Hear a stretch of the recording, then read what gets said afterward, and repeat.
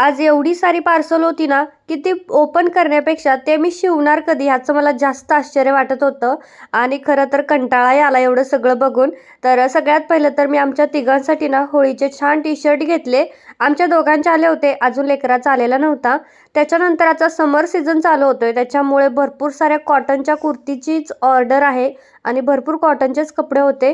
त्याच्यानंतर गुढीच्या साड्या होत्या, ज्या की खूप साऱ्या ऑर्डर होत्या गुढीच्या साड्यांच्या आणि वेगवेगळे कलरसुद्धा होते. म्हणजे प्रत्येकजण जो कलर निवडेल ना, त्या कलरची मी तर साडी मागवलेली होती.